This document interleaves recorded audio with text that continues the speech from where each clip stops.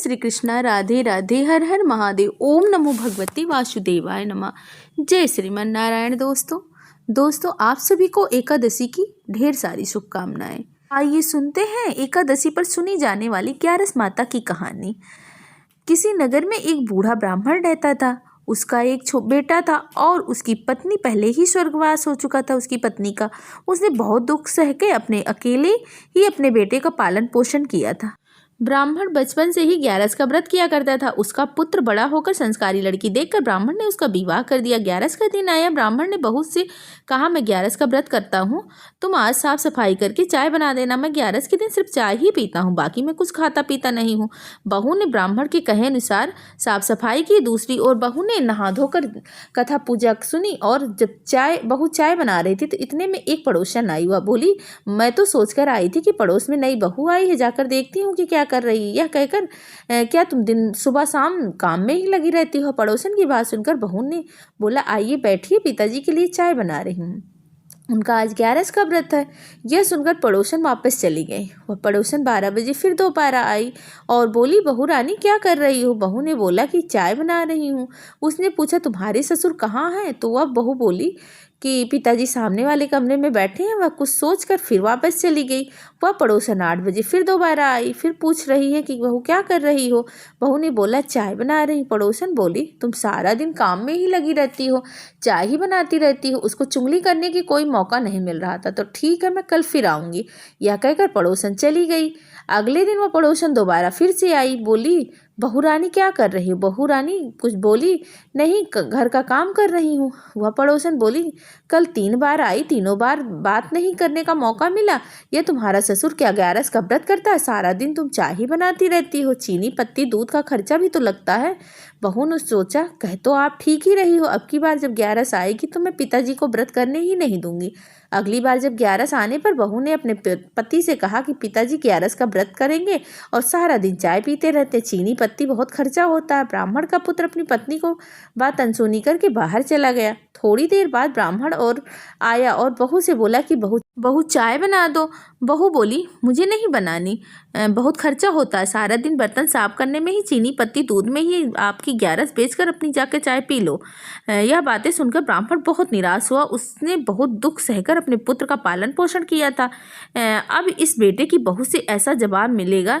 ऐसे दुखी मन से ब्राह्मण ग्यारस बेचने चल दिया। नगर में घूमते घूमते ग्यारस माता का भरोसा करके वह बोलता रहा कि कोई मेरी ग्यारस ले लो। रानी महल में अपनी छत पर खड़ी थी। जब उसने यह बात सुनी तो कोई बूढ़ा ब्राह्मण ग्यारस बेच रहा हुआ नीचे उतर कर आई और दासियों को बोली, ग्यारस भी कोई बेचने की चीज़ है, जाकर देखो यह बूढ़ा ब्राह्मण ग्यारस के लिए क्या मांग रहा। तो दासियां बूढ़े ब्राह्मण को बुला लेकर आई और बूढ़े ब्राह्मण के घूम घूम कर पैर सूज गए थे। रानी ने बोला कि पहले चाय पी लो। ब्राह्मण बोला कि नहीं, चाय नहीं पीऊँगा, ग्यारस को बेचकर ही जो पैसे मिलेंगे उसी से चाय पीऊँगा। रानी ने बोले, ग्यारस भी कोई बेचने की चीज़ है? वह ब्राह्मण अड़ा रहा और कहने लगा कि ग्यारस बेचूंगा तभी चाय पीऊंगा। तब रानी ने राजा को बुलाया और बताया कि यह बूढ़ा ब्राह्मण ग्यारस बेच रहा है। वह ब्राह्मण बहुत दुखी है, आपसे मेरी प्रार्थना यही है कि इसकी ग्यारस खरीद लो। राजा ने कहा, ठीक है, मैं तुम्हारी ग्यारस खरीद लूँगा। अब राजा ने ऐसा कहा तो राजा सारी नगरी में ढिंढोरा पिटवा दिया कि राजा रानी एक ब्राह्मण से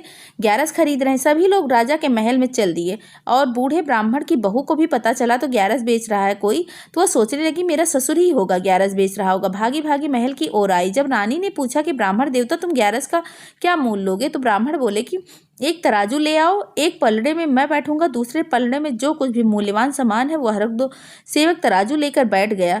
एक तरफ ब्राह्मण बैठा, दूसरी तरफ राजा ने चांदी सिक्के रखवा दिए। खूब सारे सिक्के रखवाए, बाद में पलड़ा हिला ही नहीं। राजा ने राजकोष से सारा धन मंगवा लिया, सारा धन रखवा दिया, पलड़ा हिला ही नहीं। राजा ने अपने गहने अंगूठी सब उतार कर रख दिए और फिर पलड़ा नहीं हिला। राजा ने अपना मुकुट भी उतार के रख दिया, रानियों के जेवर भी रखवा दिए, पलड़ा फिर भी नहीं हिला। यह देखकर राजा ब्राह्मण के पैरों में गिर पड़ा और बोला, हे ग्यारस माता, तुम माया अपनी समेट लो, इसकी ग्यारस इसी के पास रहने दो, इस ब्राह्मण को धन ऐसे ही दे दूंगा। यह सब देखकर बहू भी ससुर के पैरों में गिर पड़ी और कहने लगी, पिताजी जो गलती हुई मुझे माफ़ कर दो, किसी के सिखाई हुई बातों में आकर मैंने ऐसा किया था। आज के बाद कोई भी ऐसी गलती नहीं होगी, चलो अपने घर चलो। राजा ने खूब सारा धन देकर उसको विदा कर दिया। जब बहू घर आई तो देखा कि घर में मौज ही मौज है। ब्राह्मण का घर ग्यारस की कृपा से राजा के दिए हुए धन दौलत से चमचमा रहा था। ग्यारस माता जैसे अपने ब्राह्मण पर कृपा की, वैसे ही अपने सभी भक्तों पर कृपा दृष्टि बनाए रखना। जय हो ग्यारस माता की। अब सुनते हैं ग्यारस माता की दूसरी कथा। एक नगर में दो भाई बहन रहते थे।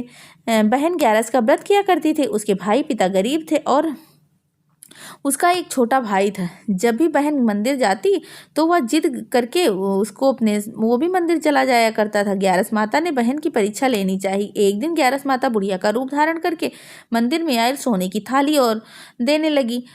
तो बहन ने मना कर दिया और बोली, मैया मेरा तो आज ग्यारस का व्रत है, मैं तो कुछ खाऊंगी नहीं। पर भाई ने लड्डू देखकर कहा, बहन लड्डू ले लो और सोने की थाली लेनी है तो हमारी गरीबी दूर हो जाएगी। परंतु बहन ने भाई की बात नहीं मानी और बोली, भाई आज तो मेरा एकादशी का व्रत है, फिर मैं यह सब कैसे ले सकती हूँ। बहन घर जाने के लिए भाई का हाथ पकड़कर निकल गई। भाई ने कहा, आज तुझे माँ से जरूर जाकर कहूँगा। दोनों भाई बहन घर पहुँच गए। भाई जाकर अपनी माँ से कहने लगा कि आज मंदिर में एक बुढ़िया माई मिली थी, तो बहन की सोने की थाली और लड्डू दे रही थी, परंतु इस बहन ने उसको नहीं लिया। मुझे भूख लगी थी, यदि ले लेती तो मैं लड्डू खाकर अपनी भूख शांत कर लेता और सोने की थाली से हमारे घर की कुछ गरीबी दूर हो जाती। तो बेटे की बात सुनकर माँ ने कहा, बेटा आज तुम्हारी बहन का एकादशी का व्रत है, इसीलिए तुम्हारी बहन ने आज कुछ भी नहीं ले सकती है। बेटा फिर बोला, माँ व्रत तो बहन का था ना, मैंने तो नहीं किया था। लड्डू अगर ले लेती मैं भी कुछ खा लेता, क्योंकि घर में आज खाने के लिए कुछ भी नहीं है। इस प्रकार दोनों भाई बहन बड़े होते गए। इस तरह ग्यारस को ग्यारस की माता आती हैं, बहन की परीक्षा लेती हैं और बड़े होने पर बहन का विवाह कर दिया गया। जब ससुराल जाने के बाद उसने व्रत करना नहीं छोड़ा तो पहले की भांति भी मंदिर जाती और ग्यारस माता का व्रत करती थी और कथा सुनती। एकादशी की वही बुढ़िया माता मंदिर में आती, उसे सोने का थाली भरा लड्डू देती, लेकिन बेटी सोने के लड्डू नहीं लेती थी।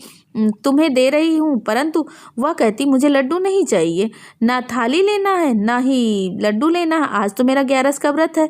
इस बार उसके साथ उसकी देवरानी जेठानी भी मंदिर गई हुई थी। देवरानी और जेठानी यह देखकर ईर्ष्या से जल गई और घर आकर अपनी सास से कहने लगी, सासू माँ आज तो देवरानी का मंदिर में एक बुढ़िया माई मिली जिसने सोने की थाली और लड्डू देनी चाहिए, लेकिन इसने नहीं लिया।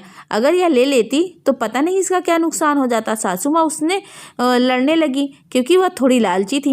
वह बोली, लड्डू नहीं ले सकती थी कोई बात नहीं, लेकिन सोने की थाली तो ले लेती, घर में धन आ जाता। यह नियम से एकादशी का व्रत करती रही, लेकिन बुढ़िया मन में उसने कुछ भी लेना नहीं जरूरी नहीं समझा। एक दिन एकादशी के दिन ग्यारस माता बुढ़िया का रूप धारण करके फिर मंदिर में आई। जब वह पहुंची तब उसने उस लड्डू और सोने की थाल ग्यारस माता ने लेने के लिए कहा तो उसने लेने से मना कर दिया, परंतु उसने नहीं लिया। जब ग्यारस माता ने उसकी भक्ति से प्रसन्न होकर उसे दर्शन दिया और बोली, बेटी मैं तो इतने वर्षों से तुम्हारी परीक्षा ले रही थी, परंतु तुमने तो एकादशी का व्रत पूरे नियम और पालन के साथ निभाया है। आओ तुम मेरे साथ इस विमान में बैठकर आओ और स्वर्ग चलो। यह बोली, ग्यारस माता मैं अकेली नहीं जा सकती, क्योंकि मेरी सासू माँ और सभी परिजन भी हैं। आप उन्हें भी इस विमान में बैठाकर स्वर्ग ले चलो, इस विमान में बैठ जा पाऊंगी। ग्यारस माता ने उसकी भक्ति से प्रसन्न होकर उसकी सासू माँ और सारे परिवार वालों को विमान में बैठाया। दोनों सास बहू परिवार जन बहू के पुण्य कर्मों की वजह से स्वर्ग लोक पहुँच गए। जय हो ग्यारस माता की। जो इस कहानी को सुनेगा और सुनाएगा, हे ग्यारस माता उस पर अपनी कृपा दृष्टि बनाए रखना। प्रेम से बोलिए, ग्यारस माता की जय हो।